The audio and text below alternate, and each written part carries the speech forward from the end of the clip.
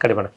தொடர்ந்து அன்புமணி அவர்களுடைய நேற்று பேட்டின கிட்டத்தட்ட வந்து ஒரு மணி நேரம், அதில் 30 நிமிஷம் வந்து திமுக அரசோட பொய் முதலீடு அப்படிங்கிற ஒரு புக்கு ஆவணத்தையும் வெளியிட்டிருக்காரு. ஏற்கனவே ஒரு ஆவணத்தை வெளியிட்டிருந்தாரு, விடியல் எங்கேன்னு.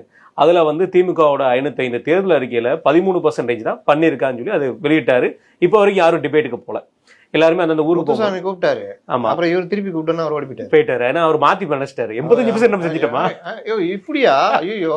அப்ப நமக்கு அந்த வர ஒத்துட்டாரு. நேத்து அவர் வெளியிட்டதுன்னு ஒரு பக்காவான ஒரு சூப்பரான ஒரு அறிக்கைன்னு, பேட்டியுமே ரொம்ப அருமையா இருந்துச்சு. அதுல வந்து அவர் குறிப்பிட்டு சொன்னது வந்து 1049 ஒப்பந்தங்கள் போட்டிருக்கீங்க, எம்ஓயு போட்டிருக்கீங்க, கிட்டத்தட்ட 11 லட்சம் கோடி ரூபாய்க்கு முதலீடு வந்ததா சொல்லியிருக்கீங்க.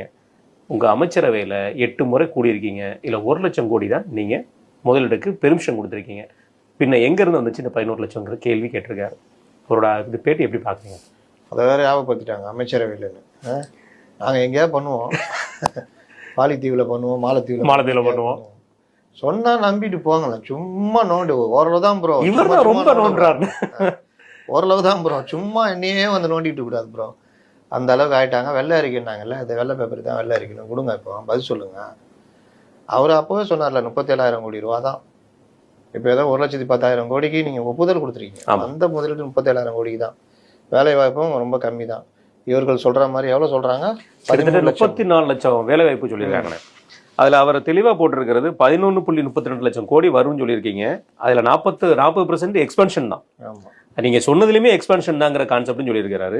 கிட்டத்தட்ட 1059 அக்ரிமெண்ட்ல 5% மாதிரி தான் இப்போ வரைக்கும் பண்ணியிருக்காங்க. வேலை வாய்ப்பு 34 லட்சம் எங்கேங்கிற கேள்வி கேட்டிருக்காரு. வேலை வாய்ப்பே ரொம்ப கம்மி, ஒண்ணுமே கிடையாது, ஒண்ணுமே இல்லை. அப்போ இந்த மாதிரி விஷயங்கள் எல்லாமே இவங்க உருட்டுறாங்கன்றத. 2வது புக்கு ஏற்கனவே தேர்தல் அறிக்கை புக்கு, இப்போ இந்த புக்கு, இதுக்கும் யாரும் பதில் சொல்ல போறது இல்லை.